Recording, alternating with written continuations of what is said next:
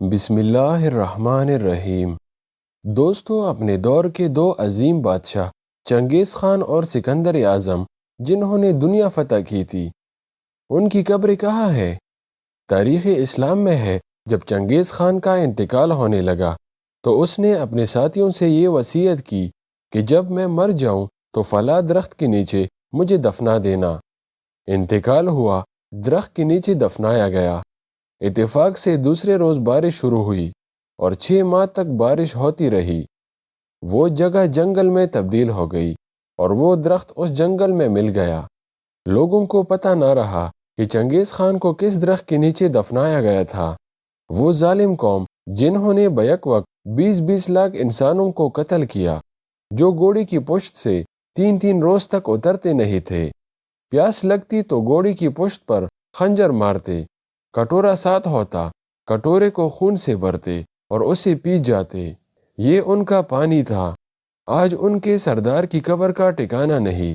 خطبات حکیم الاسلام میں مولانا قاری محمد طیب صاحب رحمۃ اللہ علیہ نے لکھا ہے کہ سکندر اعظم کی قبر عراق کے بابل کے کنڈرات میں ہے، لیکن قبرستان میں کوئی صحیح قبر نہیں بتا سکتا۔ جب کوئی سیاح سیر کو یا تفریح کو جاتا ہے تو وہاں کے گائیڈ کچھ قبروں کی طرف اشارہ کر کے بتاتے ہیں کہ انہی قبروں میں ایک قبر سکندر اعظم کی ہے۔ اب سوچنے کی بات یہ ہے کہ جس انسان نے دنیا فتح کی، آج اس کی قبر کی نشاندہی مشکل ہے۔ اس لیے انسان اپنے ایمان اور اعمال بنانے کی فکر کرے اور اللہ کی بارگاہ میں اتنا مقبول ہو جائے کہ لوگ اس کے لیے دعا کریں۔ دوستو، یہ دنیا کے عظیم بادشاہ گزرے ہیں اور ان کی قبر تک کا نہیں پتہ کہ کہاں ہے، اور اس طرح ہم اپنے بارے میں سوچیں کہ ہمارے مرنے کے بعد لوگ ہمیں بہت جلد بھول جائیں گے۔ ہمارے مرنے کے بعد فوراً ہمارے اپنے ہی رشتہ دار 1-2 برس کے بعد بھول جائیں گے۔ باقی لوگوں کا یاد کرنا تو دور کی بات ہے۔ اب ہمیں اپنے بارے میں سوچنا چاہیے کہ جو زندگی ہم گزر رہے ہیں، اس کا ہمیں کیا فائدہ ہے؟ آیا اس زندگی کے ذریعے ہم اپنی آخرت سنوار سکیں گے یا نہیں؟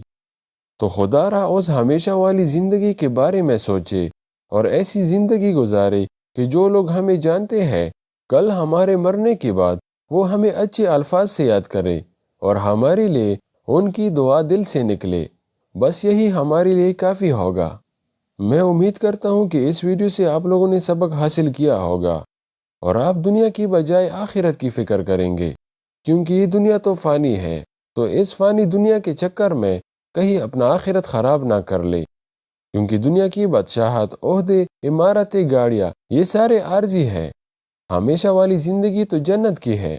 اگر ویڈیو پسند آئی ہو تو ہمارا حوصلہ بڑھانے کے لیے ویڈیو کو لائک کرو اور چینل کو سبسکرائب کرو۔